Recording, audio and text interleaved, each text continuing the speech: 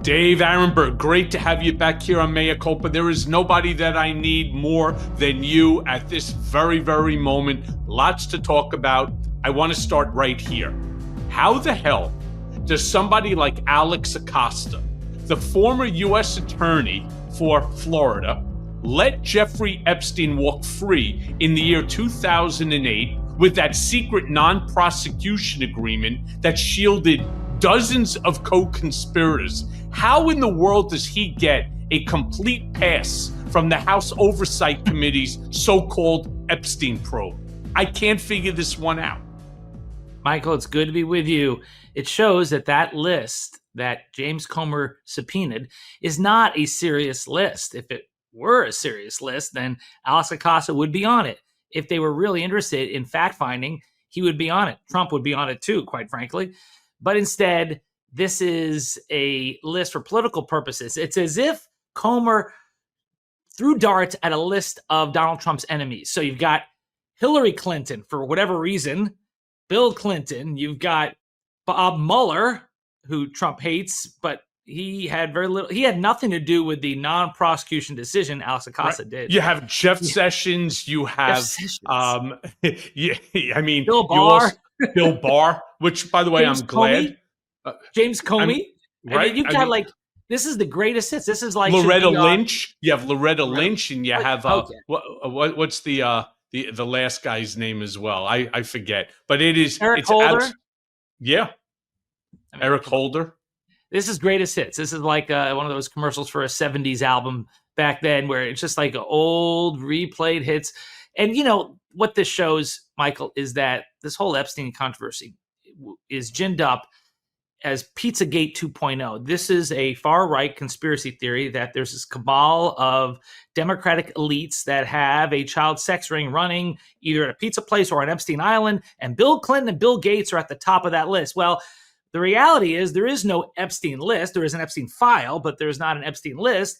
And it's not just a partisan cabal like they're told. They were fed a bill of goods, and now the base is ready to revolt. And to mollify them, you've got James Comer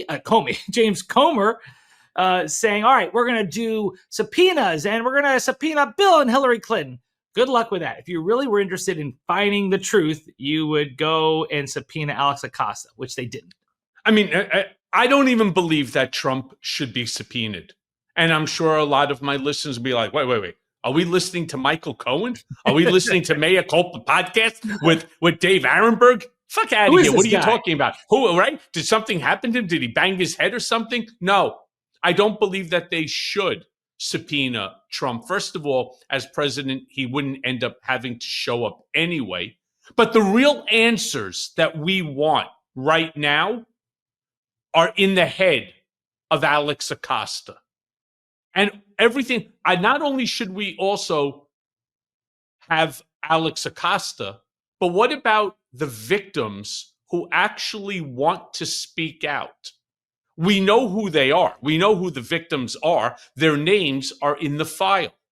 Is it so difficult to conceive that our House Oversight Committee, our illustrious members of the House, and our members of Congress can figure out where these people are, call them up and say, hi, I'm calling from the office of James Comer, the chair of the House Oversight Committee.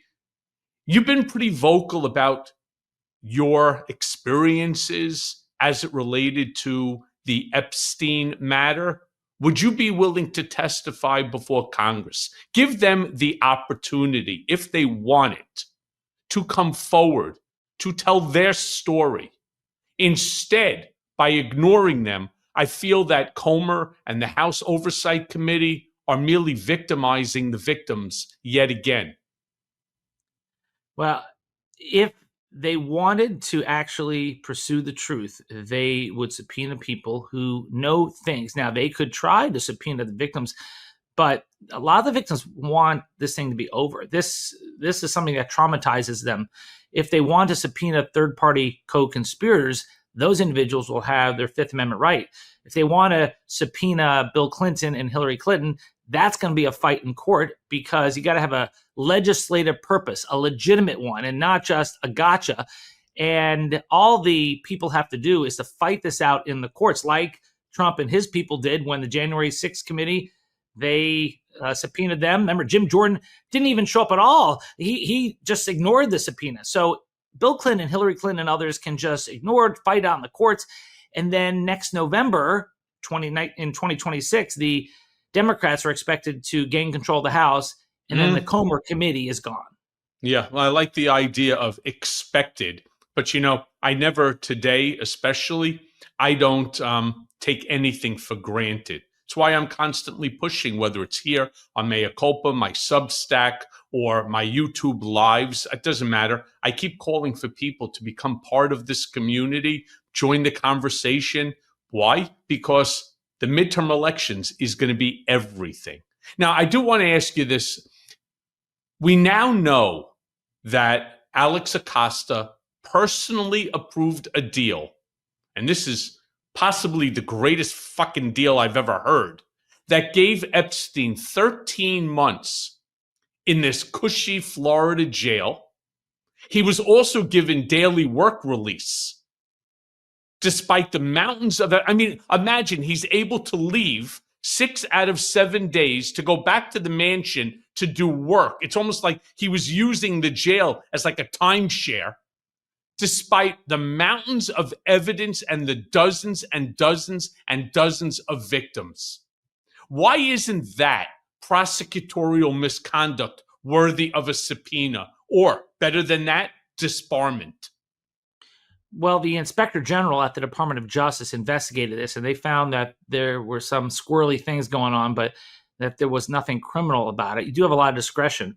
The worst part of that deal, Michael, is what you touched upon, is that it offered immunity to unidentified co-conspirators then and in the future. I've never heard of that before. And they did that without telling the victims. And so the victims were supposed to be notified under federal law, and they sued, and it was in federal court on this issue. But the federal judge essentially said, what's the remedy here? And so they got shafted, the victims, because they were unaware this was going on. And in fact, the consequences of that non-prosecution agreement continue to live on. Do you know that Ghislaine Maxwell's case right now is sitting before the Supreme Court, and her main argument in reversing her conviction is that she gets the benefit of that non-prosecution deal. That immunity flows to her. Now, what happened was the Southern District of New York said, we are not abiding by that deal cut by the Southern District of Florida, so it's game on. Her argument is the feds make a deal, all the feds must obey it. It is not a crazy argument, and it could succeed at the Supreme Court. We'll see. I've talked about that as well. I have a funny feeling, especially based upon now the president, let's just say, throwing his arms around this matter. I think it's a very legitimate argument that she was making. That non-prosecution agreement should have extended, and she's not wrong. Could you imagine? You make a non-prosecution agreement with a federal judge in one state and another state doesn't have to abide by it. That, to me, just places everybody. You'd never be able to make a deal with anybody. It's a legitimate argument, Michael, because it does affect all cases. Although here, I guess the best argument for the government is that this agreement in itself is so unusual, where you are saying immunity for unidentified people, that can't be valid. How can it be valid to say anyone else in the future, any involved in this case in any way, unidentified or identified, is given immunity? That is a stretch. And I think that perhaps is the weakness of the Maxwell argument, because the underlying agreement seems to be one that is void. And that's why I'm not sure where the Supreme Court's going to go on it. But yeah, you're right to say that this is a legitimate argument by Maxwell that could eventually set her free. I'll tell you, I see one thing very different taking place here as it relates to Ghislaine and this whole concept.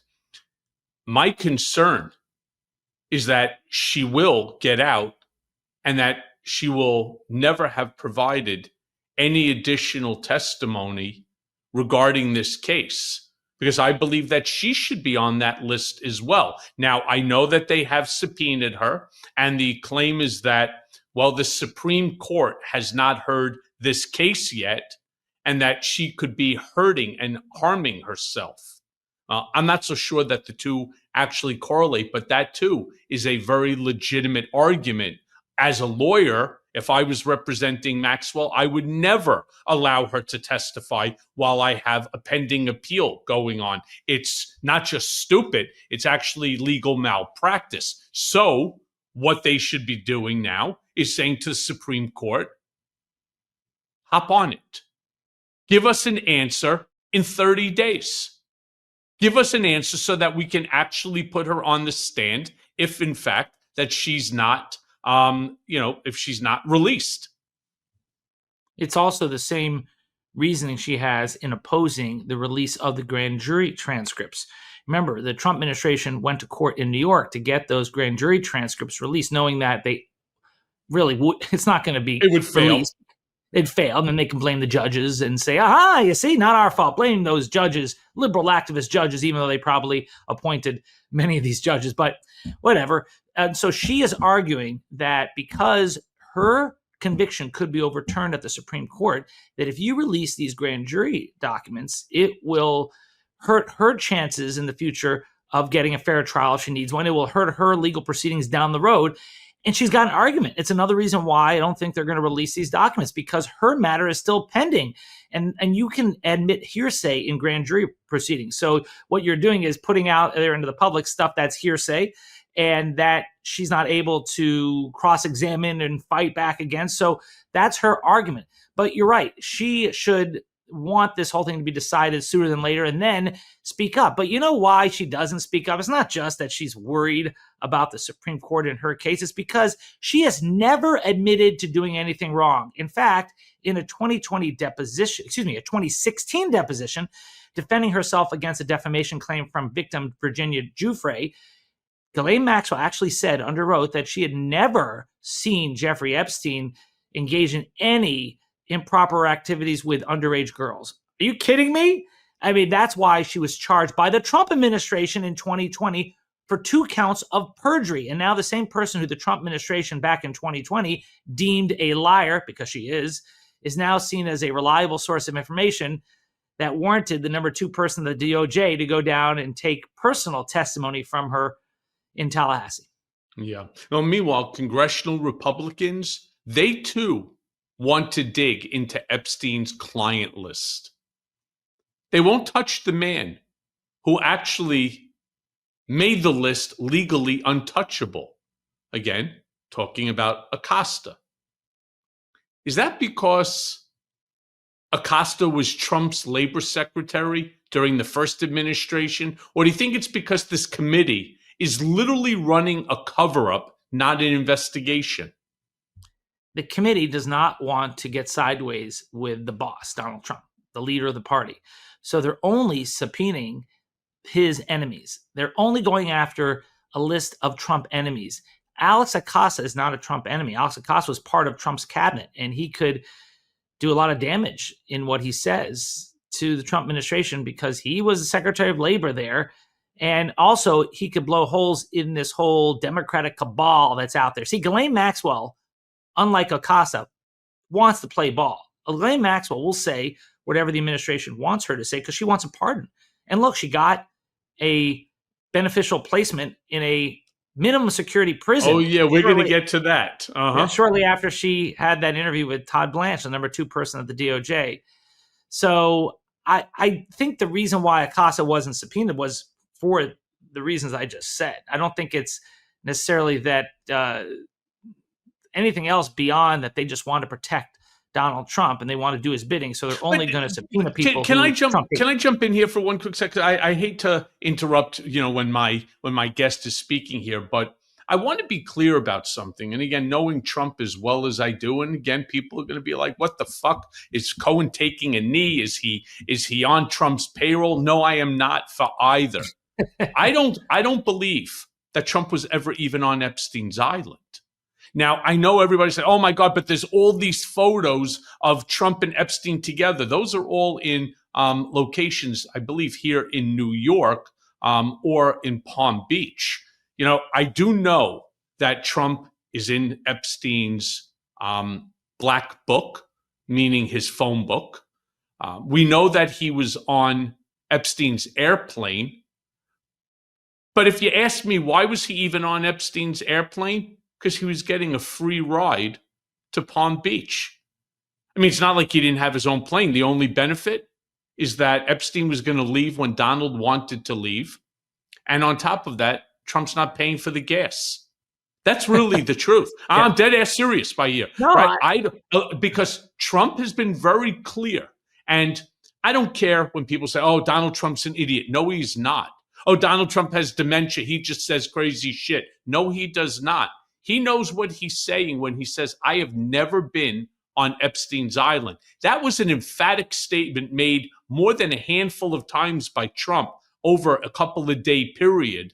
And I believe that he's saying it in order to exonerate. Now, that doesn't mean he didn't know what else was going on, right? So he could be an accomplice to the fact, right? Or he's a witness to the fact and should have probably alerted the authorities that Jeffrey was raping underage girls, children.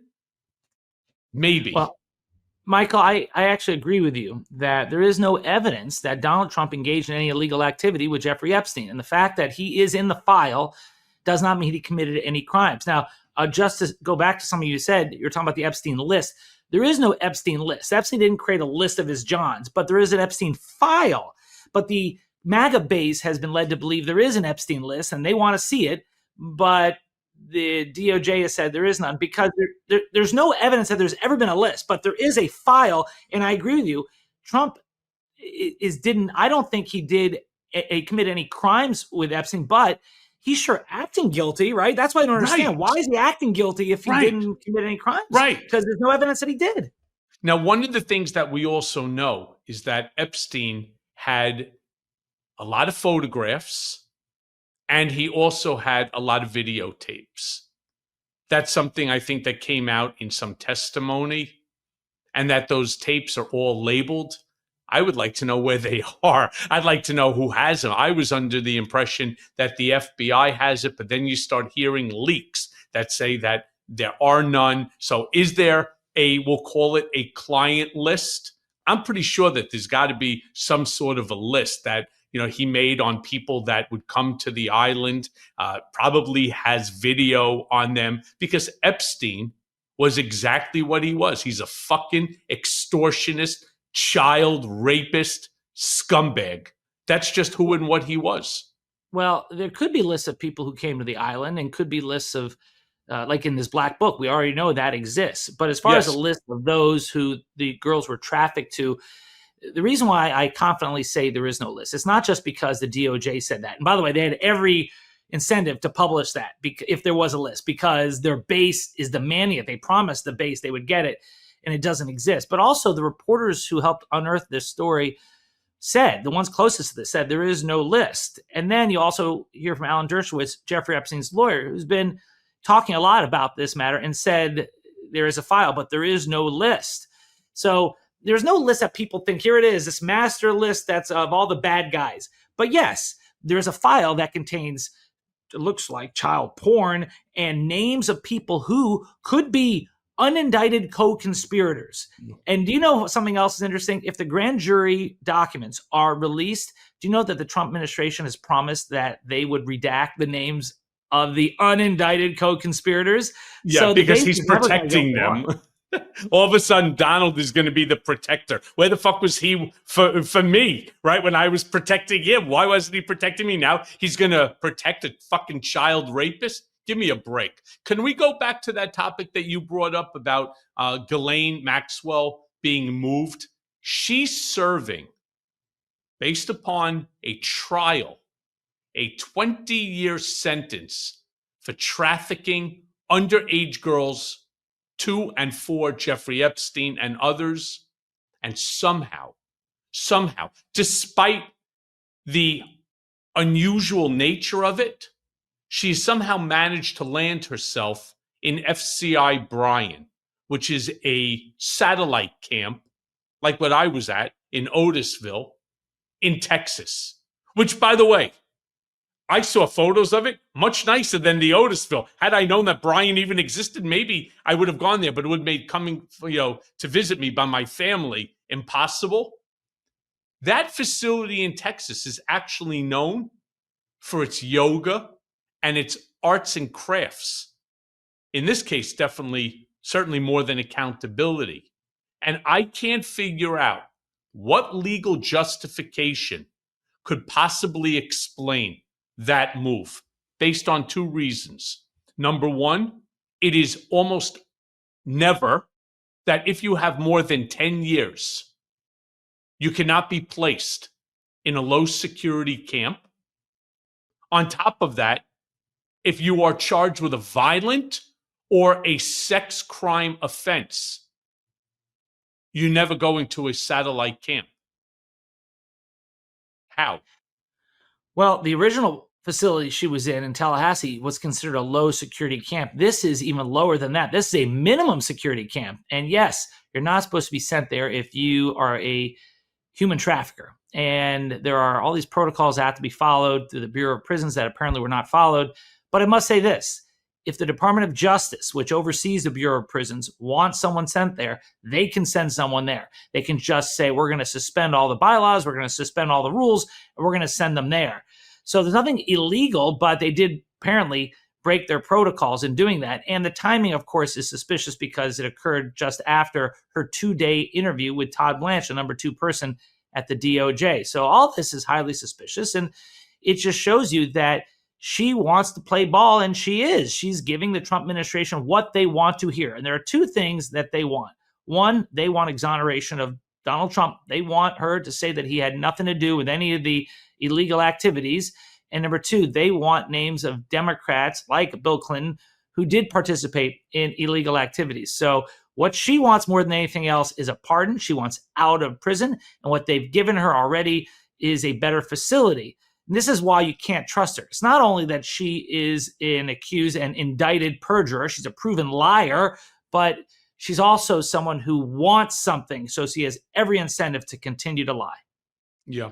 Meanwhile, this makes absolutely zero sense to me.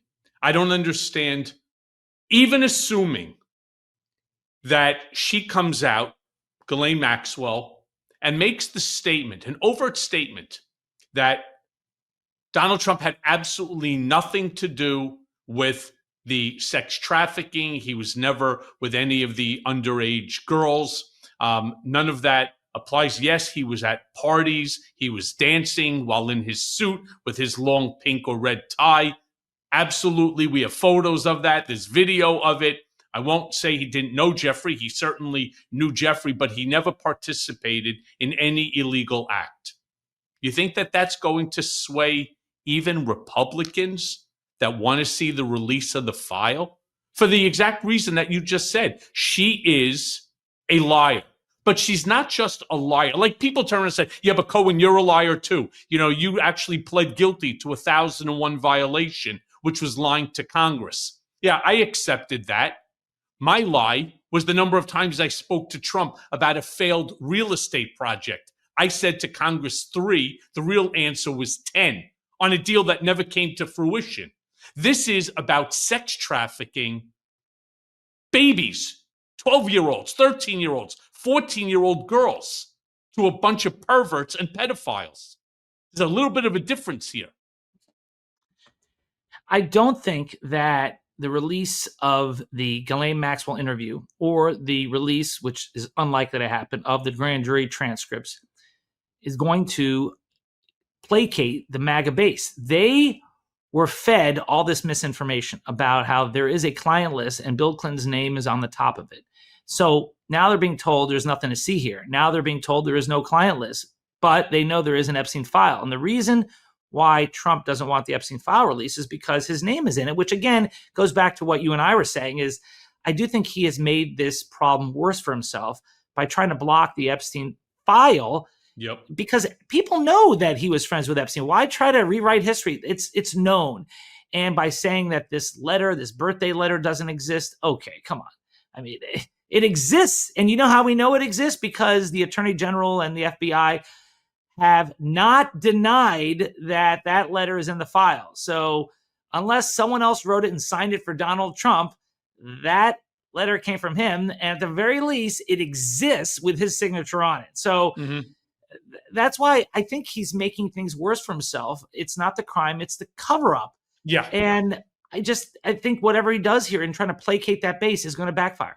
I agree with you. You know what bothers me more than anything? The fact is, Maxwell is the only person who's serving time right now for sex trafficking, for this whole sex trafficking ring, that by definition, by legal definition, involves buyers, participants.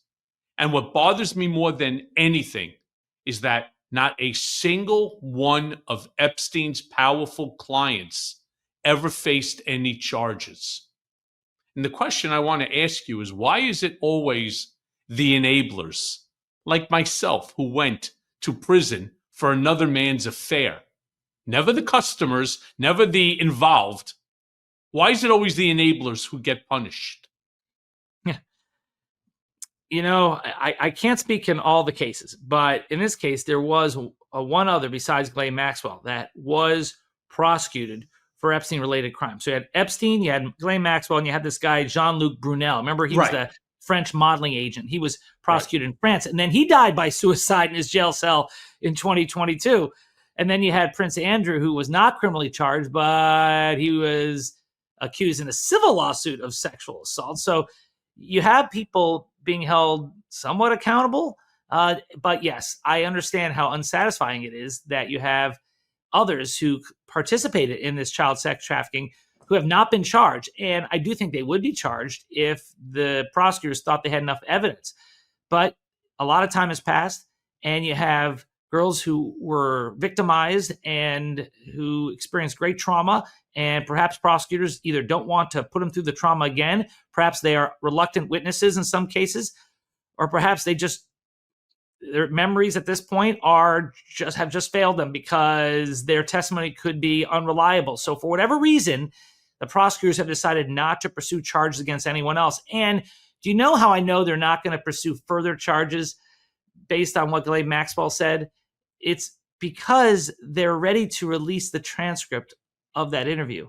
No prosecutor worth their salt would release the contents of an incriminating interview where she points a finger at other people, tipping off those people in advance of a prosecution. That means they're not going to engage in any prosecutions. That means the interview with Ghislaine Maxwell is just for the public consumption to try to exonerate Trump and harm other people, but it's not going to lead to any criminal cases.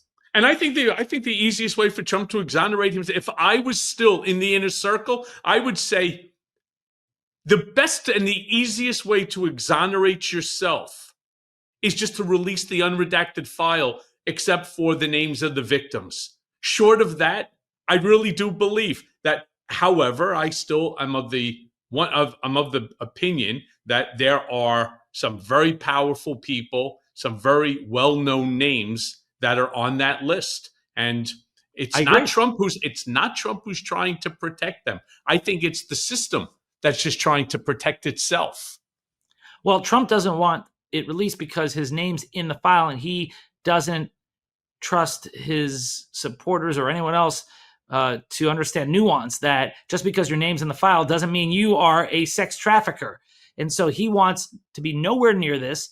And as such, the file remains sealed after years of promises from people like Dan Bongino, who's now the number 2 person at the FBI, and Kash Patel, who's the number 1 person at the FBI, that any such file would be released immediately upon their taking over. And now they're saying nothing to see here.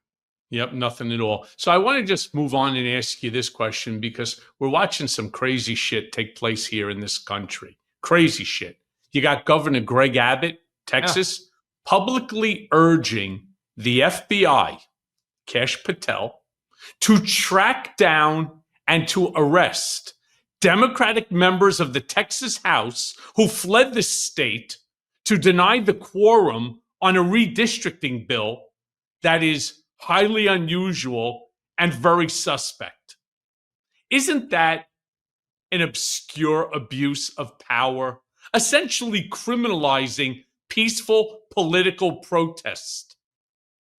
I don't see how the FBI has any authority to chase down individuals who traveled legally to another state, unless there's a federal crime. What is the federal crime? The FBI is not empowered to enforce state crimes. They can't. It has to be a federal crime. So Senator John Cornyn sent a message to Kash Patel at the FBI asking for the FBI's help to round these individuals up. And Kash Patel said, yes, we will do so. But will they? Under what authority? Unless there's an allegation of a crime. Right. But I don't stop that thought, because the part that I'm offended by is that Kash Patel said, sure. It doesn't take a genius to understand that Texas is a state. And if somewhere in the law, a Texas law, you're not allowed to leave the state when there's a gerrymandering bill potentially being put onto the floor, okay, that is a state crime. And as your point is, not a federal crime, meaning the FBI, Federal Bureau of Investigations, has no jurisdiction here. That's the part that I'm offended by the most, is this weaponization of government in order to bully everybody else into compliance. Well, that's right. And if the state authorities want to chase down these individuals, they can do so within the state. They have no jurisdiction outside the state of Texas, which is why they're asking for the FBI's help. You ever stand in front of a mirror midsummer, wondering when your face started looking like a used gym towel and your energy vanished? I don't kind of like classified documents at Mar-a-Lago. Yeah, been there. So let me save you from your next dumb cleanse or your crash diet.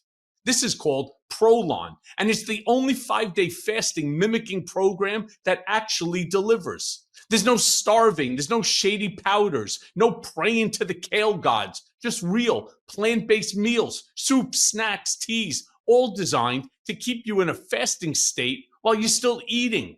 What it does, it tricks your body into burning fat, repairing cells, and basically turning back the clock without needing a time machine or Botox. And now there's Prolon Next Gen, 100% organic, better taste, and ready to eat. Developed by top scientists at USC's Longevity Institute and backed by legit research. I mean, it literally triggers autophagy, a Nobel Prize winning cellular cleanup process. So yeah, your cells go through a spa day while you sip soup. So look, when I need a reset, and I mean really need one, Prolon's the only thing that works. It's convenient, it's backed by science, and you know what? It doesn't make you hate life. So right now, Mea Culpa listeners, you're going to get 15% off site-wide plus a $40 bonus gift when you subscribe to Prolon's 5-day nutrition program. So go right now to prolonlife.com/Mea Culpa. That's Prolon, PROLONLIFE.com/Mea Culpa to get your discount and your gift. Look good, feel better, and tell your metabolism to wake the hell up. But the FBI only helps when it's a federal crime, and there are no federal crimes implicated here. And besides, the warrant that was out for these individuals is a civil warrant. It's not even a criminal warrant. There's no allegation they committed a crime. I saw someone trying to put a square peg in a round hole by saying, well, it's an investigation of bribery. Really? Is there any evidence of that? No. You know, you and I are allowed to travel. There's a right to travel in the Constitution. We can go outside the state. If the state says you have to come back, the state has to enforce it. But it's not a crime. It's not a federal crime to travel. And the feds cannot round up these people and bring them back. And if they do, they could be sued for kidnapping and false imprisonment. And if they bring these people back and then in handcuffs walk them into the legislature, how's that going to look? Because the individual can then just turn right back around and leave the state again. So it's not going to end the way that Texas wants them to, even though eventually I'm sure the Republicans will find a way to pass this awful measure into law. They always do. But as far as the FBI, this is not a good look for them, and it's not going to succeed. So why did Kash Patel then agree that he's going to be a participant? Does that just not validate what so many people like myself have been saying all along, that he's just ill-equipped to be the head of the FBI, that he just is over his skis in this position? It's that the boss wanted this. Donald Trump wanted it, and he does what the boss wants.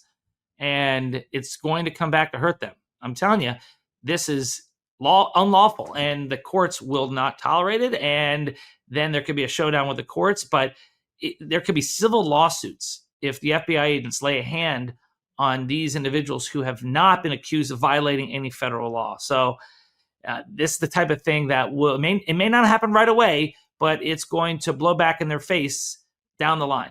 On what theory?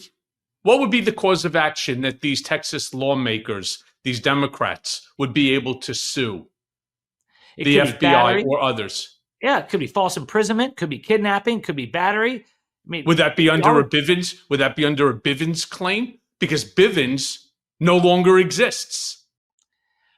Look, there's a level of sovereign immunity for law enforcement officials, but if they're acting way outside their skis, then the immunity falls apart. So if an FBI really, Dave, really, yeah, yes, seriously, yeah. Do I need to remind you? Do I need to remind you? I sat at 500 Pearl Street with a guy named Adam Pakula and Enid Phoebus from the Department of Corrections. I was given a fraudulent, a counterfeit federal location monitoring agreement that was written specifically for me, that violated my First Amendment constitutional rights when I asked if we could tamp the language down, because my first book, which was called Disloyal, was already with the printers and I'd be in violation of this paragraph. They handcuffed, shackled me, put me into a freezer for 3 hours, shipped me back up for solitary confinement, and the Supreme Court would not even hear my case, and the appellate court turned around and said, no, Bivens is all but dead. But by that point, you had already been convicted of a crime and you were on release. And then because you're writing the book, they took you back in. So the same rules don't apply to someone who have not been even accused of a crime. For FBI to go across state lines and grab you when they have no right to, that would be beyond the pale to me. Okay. All right. If you could see the distinction, you're a better man than me. But let me ask you this question. What kind of precedent do you think that this even sets, where these state lawmakers become fugitives, literally for refusing to participate in a vote that is designed to rig an election? Yeah. Is Abbott setting the stage for legalized authoritarianism in Texas? This is awful. It's been done before in Texas, and we saw legislators flee before. So this is the type of shenanigans that, unfortunately, it has been done. Now, gerrymandering does go both ways, but I'm not aware of any other state that will redraw their lines in the middle of the decade. It's supposed to be done after every census is drawn.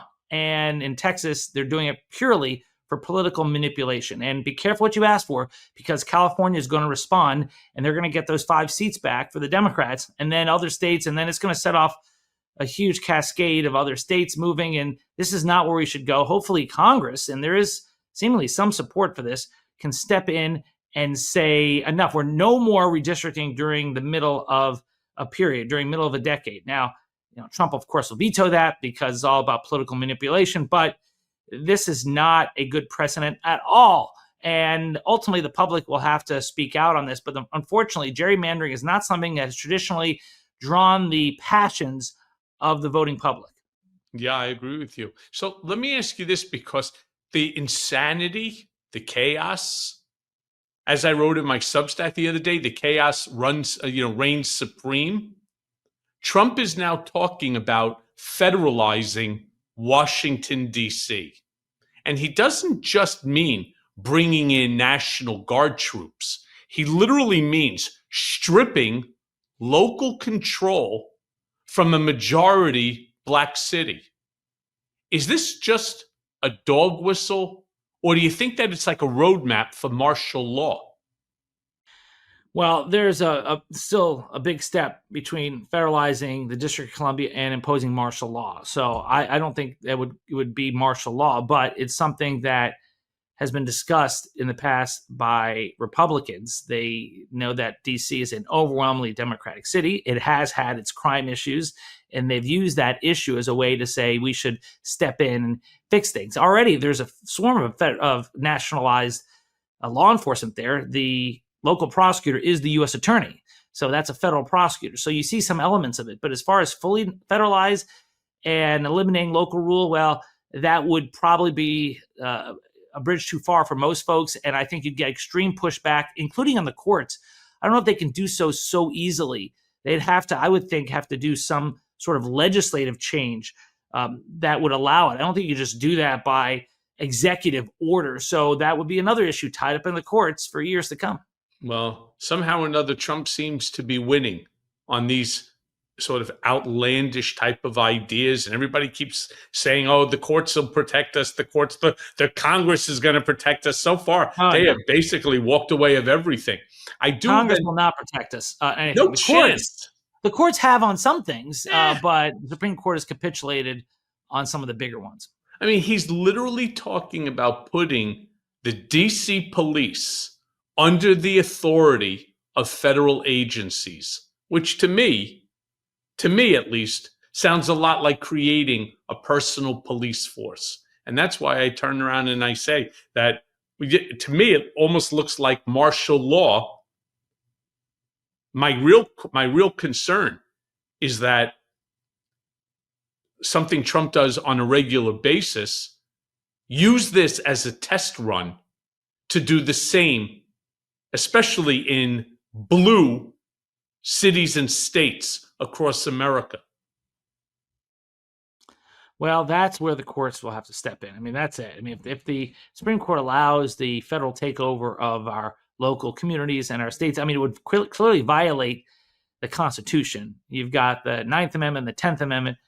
You've got others that would be implicated, due process, and all these other rules in place to protect our federalism. And also, remember, it's been a Republican tenet of local control. But of course, all those principles go out the window when you have Donald Trump there. Then all of a sudden, local control means nothing.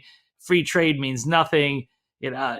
Just leaving people alone means nothing. It's time for big government, a nanny state. And that's what we're getting. So I don't think it'll go that far, Michael. But then again, I am an optimist about these things. And the Supreme Court has not always been our friend.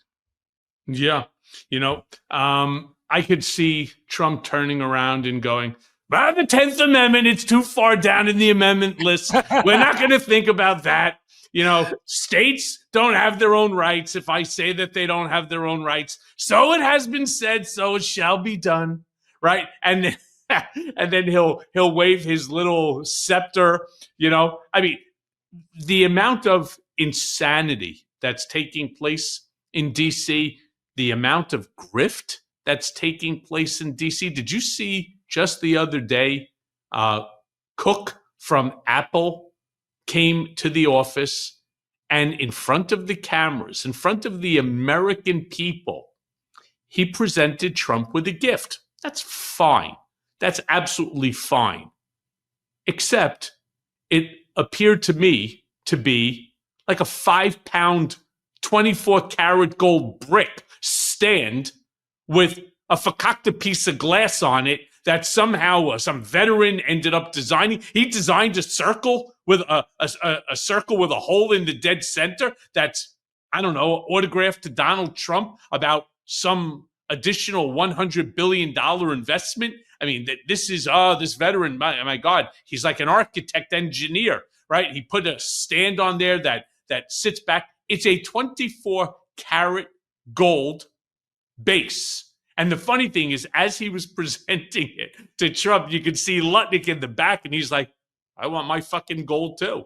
I mean, it's really kind of funny. They're doing it, not hiding in the shadows anymore. This shit is right in your face. They're not hiding. They do it in front of the cameras, and they do it with such impunity. Not Tim Cook's finest moment, for sure. No, definitely wasn't. And I love your use of the term fakakta. That's for those who are unfamiliar, that's a Latin phrase in the law that we use for crazy, unhinged, and ridiculous. Well, it's actually a Yiddish word, but I, okay. I know, but I need to tell. I mean, I'm certain that many of my mea culpa listeners, do not speak Yiddish, right? So let me ask you this, Ted, because it gets even crazier when we talk about, and as I just was a second ago, about Trump floating this idea about federalizing, DC police and so on. Did you hear? And it's something that didn't get much attention at all. The Trump administration literally just lowered the minimum age to become an ICE agent. Get a load of this shit. To become an ICE agent from the age of 21 to 18, claiming that it's about recruitment. well, Does it really look like staffing, or does it really look more like militarization? well, the one boom industry that Trump has really promoted within government is ICE agents. In his big, beautiful bill, there's billions of dollars for ICE and new agents. And to recruit all the people that they want to recruit, they're going to lower the age to 18. They don't care about people getting college degrees to be ICE agents. They want any able bodied individuals, even if they can't even drink legally. They want them there on the front lines of ICE. This is a jobs program to me. This is something that if anything that he wants to grow in government, it's going to be ICE. Even if it compares to the private sector, I think he'd rather have more ICE agents, more jobs in ICE than he would in the private sector, because that is his priority. He thinks of it as a political winner. And I don't think of it any more than that, than a jobs program for his political priority. He thinks the more ICE agents, the better. Yeah, I don't see it that way. To me, it looks a lot like Nazi Germany when you put youth into military gear, and their goal is to appease the master. That's what it looks like to me. And I'm telling you, I think that the risk of this shit happening, arming teenagers, a fucking 18-year, you know how reckless I was when I was 18? Are you kidding me? Now you're going to give me an AR-15 and send me into immigrant communities? These kids are all fucking jacked up on hormones. They're turning around. They're living like I did in the gym, benching 305. And all of a sudden, some foreigner turns around and tells you, fuck off, I'm an American, and so on. And they turns around and, these kids are not. They're not solid. They're not sophisticated. This is one of the most dangerous things. There's going to be so much bloodshed as a result. And I don't even like the optics of it. Going after Gen Zers, putting them into ICE outfits with AR-15 flak jackets and sending them into immigrant communities. That is a recipe, my brother, for death. Oh, man. Well, Michael, as I said, I'm more of the optimist that, as bad as that is, to have this as a growth industry, and I don't see it as Nazi Germany. I think that obviously we're on the road to constitutional crises, but I wouldn't go as far as to say we're Nazi Germany yet. When you take a look at some of these old clips and so on, they're all young. They basically turn around and said, on your 18th birthday, you're joining the Nazi party. These kids then became indoctrinated into a concept. It is them versus us, right? These kids are spending half their days playing on video games, right? Like, I forget what the name of that one game is. They drop you out of a helicopter and you're Call working of Duty? no, not Call of Duty, but that's another one. Like Warcraft, something like that. Minecraft. Where you drop out of a helicopter and you're shooting at other people who are also live and so on. I'm telling you, this is a recipe for disaster. And I think the optics look exactly like what we saw in World War II. So look, I know that the hour goes by very, very quickly. I have one last question for you.